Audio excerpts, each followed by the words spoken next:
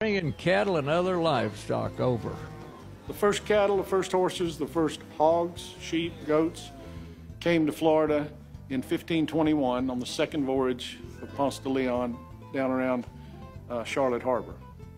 Oral tradition that from that day, 1521, to this, cattle roamed wild in the state of Florida, way ahead of any other state you'd care to name.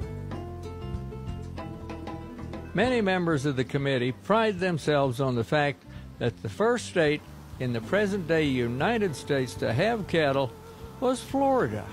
We received the cattle in 1521, and my friends in the great Republic of Texas received the cattle much later, even though they don't like that part of history. We had ranches producing cattle in the state of Florida and shipping cattle before the Pilgrims were born. As the Spanish expanded their colony outward from San Augustine, Franciscan friars took the cattle with them for the food supply, and many large ranchos were established. These ranchos were operated much like those in Spain.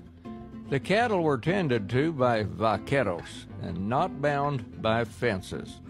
These cattle did so well in Florida that by the mid-1600s, rancheros were exporting surplus cattle to Cuba, the hub for Spanish activity in the Americas. These were probably the first cattle drives in Florida. Vaqueros leading cattle from Paynes Prairie to a port on the Suwannee River, or from the Tallahassee area to St. Mark's.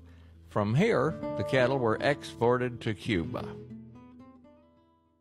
It's always been my opinion and contention that the cattle industry in Florida was America's first industry, because the flow of cattle in Havana primarily, Cartagena, Port-au-Prince, lots of places throughout the Caribbean and northern South America.